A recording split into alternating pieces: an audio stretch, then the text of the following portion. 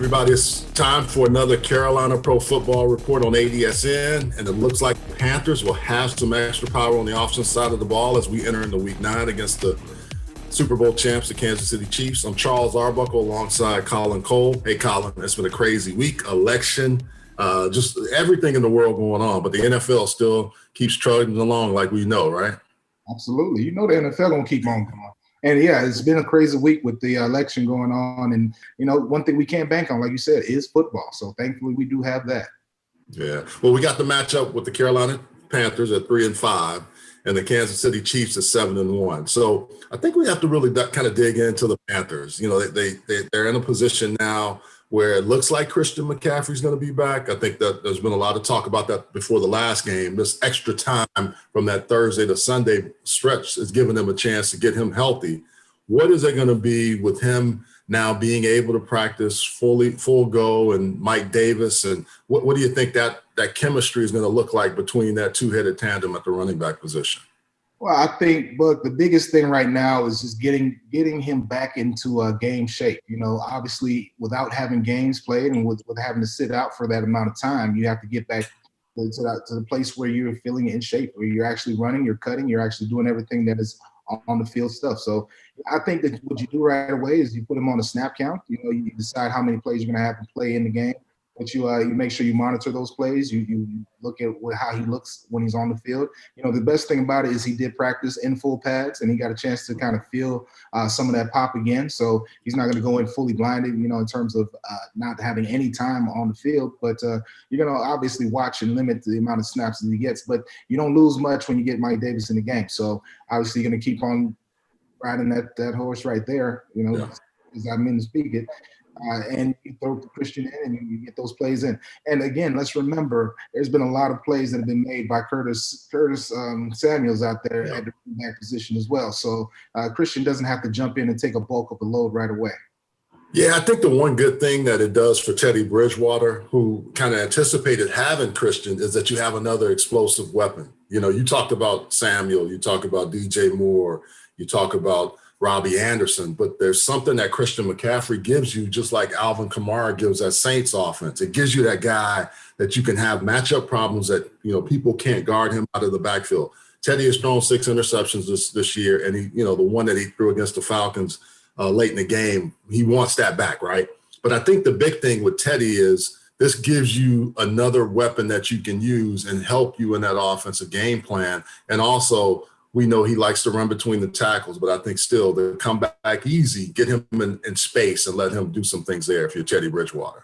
Absolutely. He is, just like you said, a matchup nightmare. And with him being able to be flexed out there, you get all those different players on the field. You have the same players, but you have different groupings in Joe Brady's offense. So he's going to be that. You're going to have him out there split out wide. You're going to have Curtis Samuels in the backfield, and that's going to be problematic for defenses. So it's going to be interesting how they insert him back into the offense. And I think, just like you said, Teddy's got these weapons back around him, and it's going to make the offense more dynamic.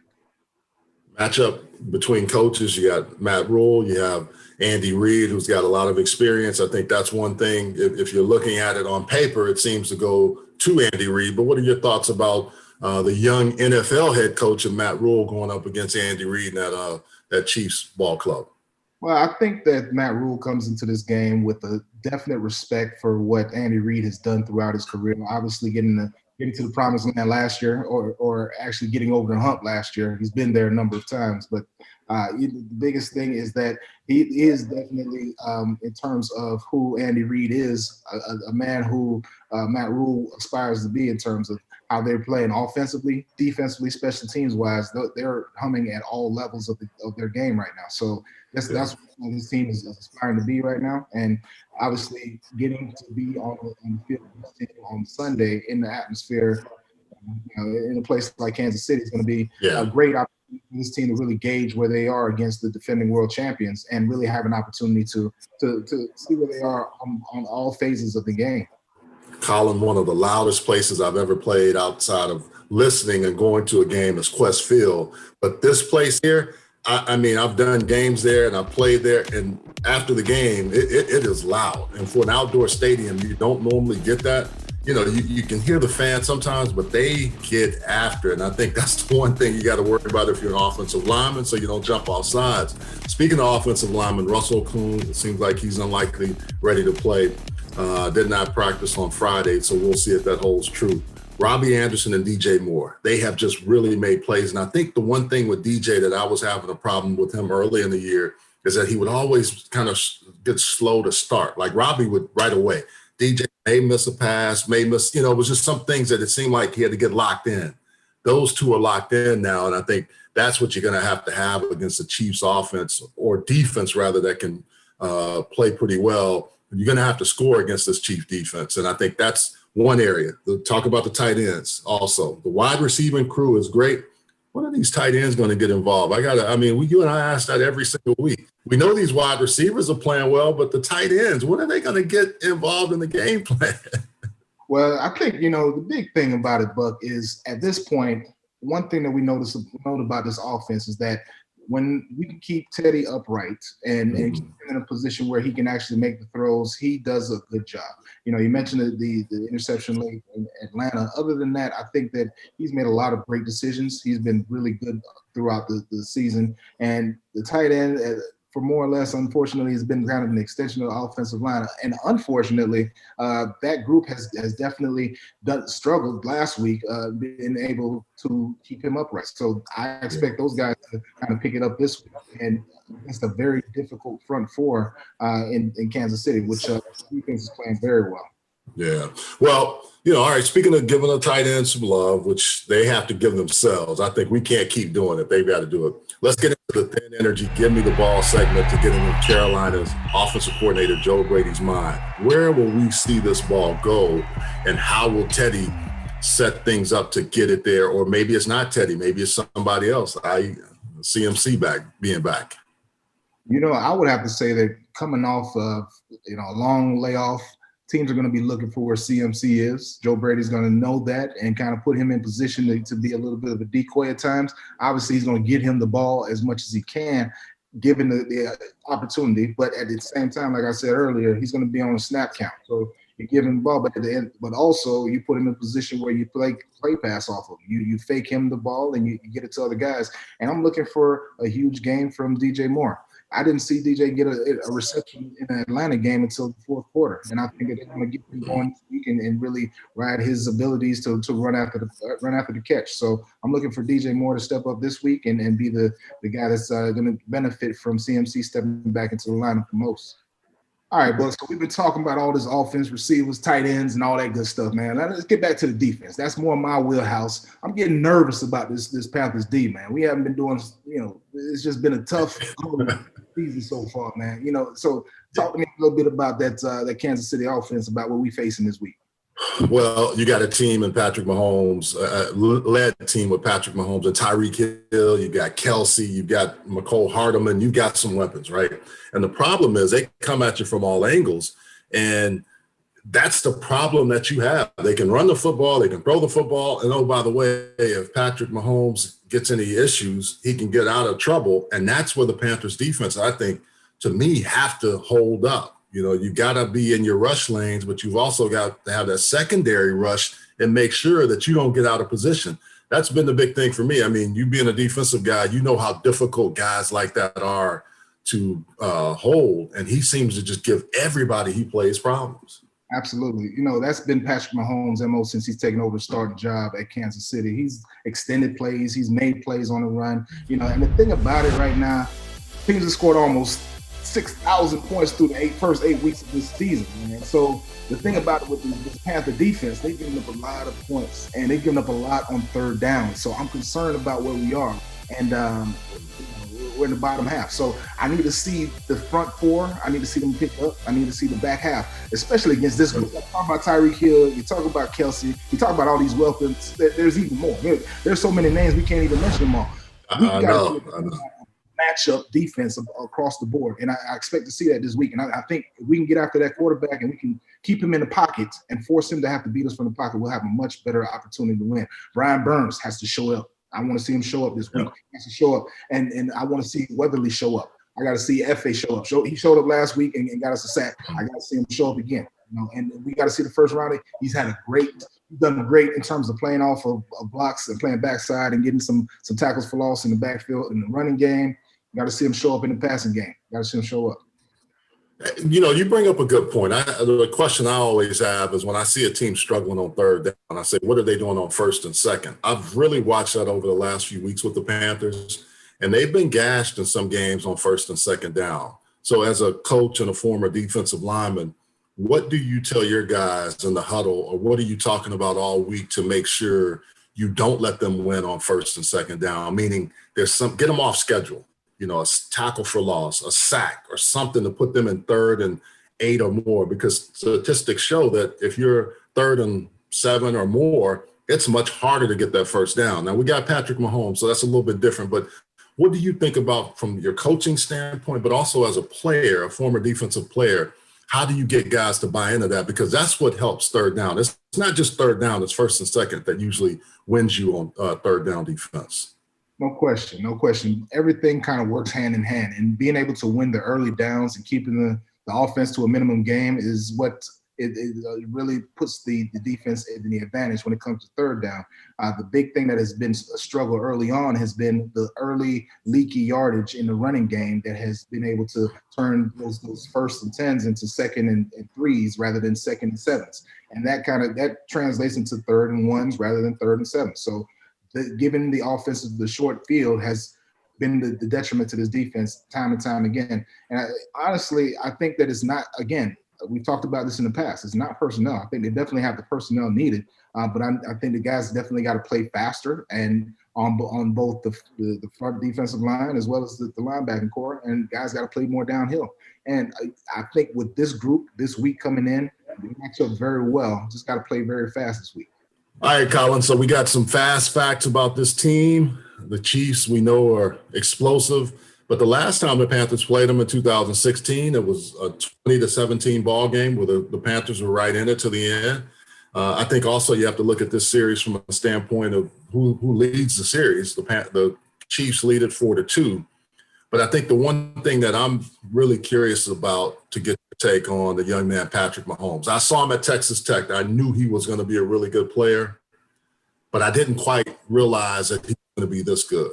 When you watch people play, you can project, and everybody said he was a system guy. I never thought he was a system guy. A strong arm, was evasive, but he was playing at Texas Tech and loved it. It's hard to really discern if he's going to be that good. But the one thing, when he got to the league, he has been able to show you every arm angle, which we're starting to see a lot of these guys that played shortstop like Russell Wilson and many others that can do things, Lamar Jackson, where they can throw from different arm slots. But, man, he gets out of trouble, and he knows how to keep drives alive. There's a cool confidence about this young man. And, I think the Chicago Bears are still kicking themselves today that they passed on him in the draft. And, the thing about him being such a young man and having such a command of that offense is I think that he's empowered by what Andy Reid is doing out there, and Eric Bieniemy. I think those guys have really empowered him in their offense and really just they really know how to put offense together. And they really run everything in a route tree, and it really makes them hard to stop. I mean, and the tough thing about them is they have a running game now that's stronger than they did last year. I mean, with Clyde Edwards-Helaire, which is probably hard to say 3 times fast. He's going to become CEH, but Clyde Edwards-Helaire, yeah. But then you add a guy like Le'Veon Bell. They are already deep, but they add Le'Veon Bell to the mix. And that offense has just become so much more dynamic on paper. And we're looking to see what they're going to be able to do, obviously, once we go in there. But I'm interested in seeing how he matures again. And, they didn't lose a lot from that team they had last year. Obviously, they went into that game against the Raiders a few weeks ago and took a bit of a thumping, but I think that brought them back down to earth. And so they are a sleeping giant that has been awoken, and they're led by what is the future of the NFL and Patrick Mahomes. And it's going to be an interesting duel on Sunday, and I'm looking forward to what the Panthers could bring to the game. Yeah, they give you matchup problems with Kelsey also. Travis Kelsey is able to really do some things. And I just think when you look at this team, there's so much spent on their offense that we sometimes forget they have a really good defense too. They may not be the greatest defense, but they play some really good defense. And I think that's what the Panthers, if I look at their pass defense, which is a strength right now for the Panthers passing offense, and the Panthers have struggled on defense. I think, you got to look at this Chiefs team and see how do you attack them. You've got to figure out a way to hold against Frank Clark, like you said earlier, Taco Charlton. They got some guys on the front end. And then Tyrann Mathieu, the Honey Badger, still seems to keep making plays. He always seems to be around the football. So how do you protect against this rush defense, but also on their back end if you're the Panthers offense? And what do you see in this Chiefs defense that makes you say, I can really see why they are playing at a high level? Absolutely. I think everybody that you just mentioned are all key factors to that defense. But you got to add a guy like Chris Jones, who is a edge rushing nightmare, who sat out because of COVID, who will be back and be ready to get after it against, obviously, CMC and the rest of this Panthers offense. But I think you mentioned these guys, and they are an underrated group. They're third in the NFL right now defensively, giving up only 201 yards per game. So I don't think that they get enough credit for what they've done. And considering where the Panthers rank, 29th in league I think that the big factor here is going to be how well they're able to protect Teddy. If you can protect him and Teddy's able to get the ball out on the edges, I think that the corners are still going to be the most vulnerable for the Chiefs defense. And so got to be able to get out there and get on those edges and test them out and see if we can exploit some of those matchups in this game. Question for you. What makes Chris Jones so special? The fact that he's such a large man, he's got hand quickness and speed. He's been doing it since he was in New England. A guy who can play stand up and be on a defensive end rush guy. So I think that he brings a lot to the table, and you gotta find that guy wherever he's on the field. So it's not a situation where he just kind of adds into the mix and he's just one of those other guys. And the fact that they have Taco Charlton and Frank Clark as both rushers. Just add him to the mix and go down. Hey, if you're in third and long, you better. I would say that I don't think Joe Brady's getting a whole lot of sleep this week right now. I don't think so either. I'm gonna tell you that right now. I think that he's concerned seriously about what they're gonna bring coming up in this game. Yeah, I think you bring up a good point. What I see early on is getting Teddy out of that pocket where he's just standing still, where he boot actions and gets away and makes those guys come a little bit longer and make them rush longer and try to tire them out a little bit. You can't just stand 3 to 5 steps and know right where you are. To me, but who am I? I'm just saying. I hope for Teddy's sake I'm right. We'll be right back with more Carolina Pro Football Report on ADSN.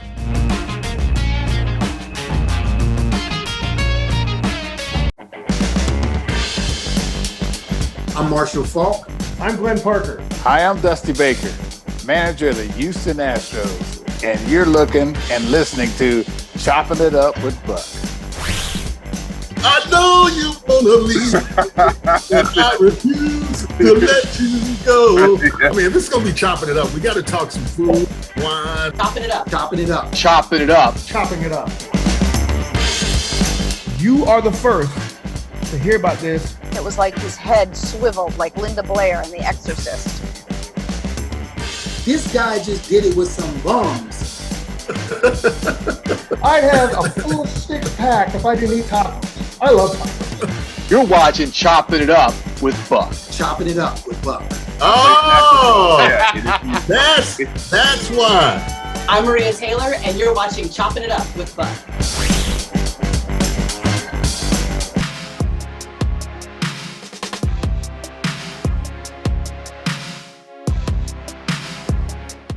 Welcome back to the Pro Football Report on ADSN. I'm hanging with my guy, Charles R. Buckle. Buck, as you mentioned at the top of the show, it's been a crazy week for the entire country. And here in the Carolinas, the Panthers have been doing their part to help people of Charlotte by providing a safe place to cast their ballots. And they've also been working to help stomp out hunger during the pandemic via the Panthers Neighborhood Kitchen. The Panthers teamed up with Blue Cross Blue Shield of North Carolina to deliver 300 meals to underserved areas of Charlotte. Carolina Panthers legend Kurt Coleman Team mascot Sir Purr, top cast cheerleaders helped in the effort to welcome guests and distribute meals. The drive-through service distributed the meals to those who had been pre-selected and given vouchers, and all guests were required to wear masks for the service. Another great example of how David Tepper's leadership of the organization is counting to change the lives of everyone in Charlotte. I mean, I think that's a great thing that the Panthers are doing. I can remember when I played, and even now in this community, having lived here long enough to know all the Panthers that have played an integral part. I'm sure you did as well while you played, and you're still in this community. What are some of the things that you remember about going out and helping in the Charlotte area? Because this area has grown, and it's grown up with the Carolina Panthers. And it's been an honor to be able to serve this community. I've had the opportunity to work with the food bank of the Metroliners. That's been an honor to be able to pack food and do various events with them throughout the years. And there's countless things that have gone on, not only with food pantries, but also with the police officers and such throughout the community. And this is our community. It's grown a lot over the years, and it continues to grow. And the fact that David Tepper has taken the leadership role and has decided to do a lot throughout the limited time that he's been here really shows how much he is invested in the community and really wants to see the growth as well as people to have just an overall better being in this community. And I'm proud to be a part of it. Yeah, I'm amazed at the number of guys that are from here but have moved here. I do things through the retired players, NFL, PA, NFL alumni, and I think you look at the Carolinas as a whole, there's 275, it's almost 300 guys that are former players that kind of live in these communities, and you see them a lot, and more are moving down here because it's such a good area. So that's good stuff. Well, we know community service is great, but you got to have some guys that can make plays. So we're going to get to the keys of the game, and I really want to know a couple of things from you as far as that's concerned. Think about this with this Chiefs high-powered offense and the Panthers really playing, as well as they can on offense. What are the keys that you dig into or you've done over the week that they have to have against Kansas City Chiefs? Well, the first key, and this should be the first key moving forward, is the defense has to stop the run. Clyde Edwards-Helaire has been very difficult to tackle throughout the first 8 weeks of the season. And they're going to have to do a better job of getting after and corralling both him, Le'Veon Bell, and whoever else they put in that backfield. So they got to be able to stop the run. Or has to. Yeah. You sound like the Supremes, Colin. Yeah. Diana Ross and them said stop in the name of love, but you saying stop the run. Gotcha. You got to stop these boys, man. That's going to be the first key to it, and make this team one-dimensional. I mean, the more that they get the ball, the more that they. Let's look. The last game that they played in, they didn't have a chance without their running game. With the way it was up in Buffalo, they didn't have a chance. But for the fact that Edwards-Helaire had the game that he had, they dominated that game. So got to be able to stop the run. Next key. Get those guys involved. You obviously got to get CMC involved, get him back in the game, get him more comfortable, but get the entire offense back in the game. Get Teddy, make sure he's upright, and get CMC the ball early, get him more comfortable, carrying the ball after coming off of his injury. My last key for this game, I'm going to go back to the defensive side of the ball. I want to see sacks. I want to see Burns. I want to see Weatherly. I want to see Obata. I want to see Brown. I want to see every last one of them. I want to see Bravion Roy. I want to see them all get after that quarterback. Corral, number 15, keep him in the pocket, get after him, make sure that he's on his back, picking himself up off the ground more times than not on Sunday. And that will lead to a victory for the Panthers. You took it right out of my mind. I mean, you got to have, if you don't sack Patrick Mahomes, you got to hit him, and you got to let him know that you're there every single play. I don't think they have any chance unless he knows every time he's back there that there's going to be somebody in his face or not allowing him to get comfortable, because if he gets comfortable, it can be a long game. What are you going with? What's the score, and which team are you going with in this one? I am going to go, if we can get after him, if we can eliminate or at least hold Edwards-Helaire and Le'Veon Bell in that running game to somewhere around 70 yards in this game. If we can do a lot in terms of playing coverage over the top and not allowing Tyreek Hill to beat us over the top and do the intermediate coverage to take Kelsey away from the game. Let's make it a short. Let's make it a low-scoring game, shorten the game with our running game. 16-15 Carolina Panthers, squeeze out up there in Kansas City. Wow. You know, as much as I like the Panthers and I like what they've been doing, I just don't think they have enough firepower to stop Kansas City. I'm going to go 35-28, the Chiefs. I think the Panthers will compete. And I think, to your point, they're going to get after Patrick Mahomes. The problem I see is in that second half, it seems like the adjustments that the Chiefs usually make on offense have molded well for them, even in the games. I saw them against San Diego early in the year. They were behind, or excuse me, not San Diego, the LA Chargers came back. So that's why I'm giving them a 35-28 win. But I think the Panthers fight and their defense will play better this week. I don't disagree with you. All right, so thanks for tuning in to this week's Carolina Football Report on ADSN. Be sure to check out all of our social media. We got Chopping It Up with Buck. We got ADSN news reports. We got Colin popping on. You'll see me. We're all around Chopping It Up with Buck. Usually just a little thing where we get out and we talk with folks. You may see us with a nice adult beverage and sometimes a cigar, but it's always good fun and we enjoy doing it. So for my host, Colin Cole, and everyone here at the network, I'm Charles Arbuckle. See you the next time on the Carolina Pro Football Report on ADSN.